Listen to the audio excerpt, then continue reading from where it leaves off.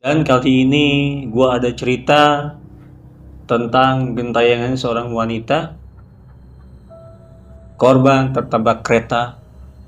Dan cerita ini dikirimkan oleh sebut saja bernama Angga, seorang masinis. Supaya lebih gampang nanti gua akan ber-VOV sebagai Angga. Lalu seperti apa ceritanya?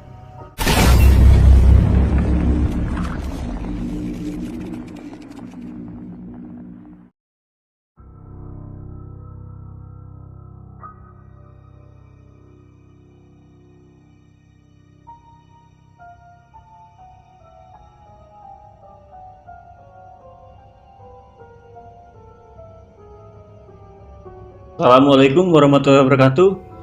Sampurasun. Balik lagi bareng gue Fikri R. Taufik di Rumah Gudang Misteri. Dan kali ini gue ada cerita tentang gentayangan seorang wanita korban tertabrak kereta. Dan cerita ini dikirimkan oleh sebut saja bernama Angga, seorang masinis. Supaya lebih gampang nanti gue akan ber-VOV sebagai Angga. Lalu seperti apa ceritanya? Jangan lupa di subscribe channel Rumah Gudang Misteri. Dan kalau misalnya kalian mempunyai cerita horor atau ingin jadi narasumber di Rumah Gudang Misteri, bisa DM ke Instagramnya Rumah Gudang Misteri .official. Dan tidak akan berlama lagi waktu karena menunggu itu membosankan. Kita sekarang masuk ke ceritanya.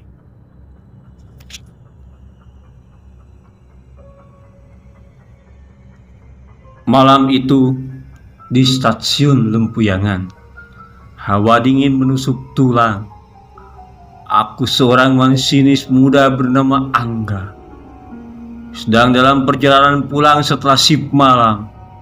Stasiun sepi, hanya ada beberapa petugas yang masih berjaga-jaga. Tiba-tiba pandanganku tertuju pada sebuah berita yang tertempel di dinding. Berita itu menginformasikan tentang kecelakaan tragis yang terjadi beberapa hari lalu, di mana seorang wanita bernama Rina tewas tertabrak kereta. Hatiku merasa tidak enak. Aku teringat pada saat-saat terakhir sebelum kecelakaan itu. Aku melihat seorang wanita berambut panjang mengenakan gaun putih berdiri di pinggirnya. Aku menyembunyikan klakson kereta berkali-kali, tapi wanita itu tidak bergeming dan tidak bergerak. Jarak terlalu dekat, dan tidak ada yang bisa kulakukan. Aku hanya bisa menutup mata dan berharap semua ini tidak nyata. Sejak kejadian itu, aku tak bisa tidur nyenyak. Setiap malam bayangan wanita itu menghantuiku. Aku merasa bersalah. Aku tahu itu bukan salahku, tapi rasa bersalah itu terus menggerogoti. Beberapa hari kemudian, aku mendapatkan tugas untuk mengantarkan kereta kosong ke stasiun lain. Stasiun itu berada di jalur yang sama dengan tempat Rina meninggal malam itu. Malam itu stasiun terasa sangat mencekam. Angin berhembus kencang, dan suara siulan angin terdengar seperti bisikan. Saat kereta mulai berjalan, aku merasa ada sesuatu yang aneh. Aku melihat bayangan samar di gerbong belakang. Aku mencoba mengabaikannya, tapi bayangan itu semakin jelas. Bayangan itu adalah seorang wanita dengan gaun putih, rambut panjang, dan mata yang kosong. Itu Rina. Jantungku berdegup kencang.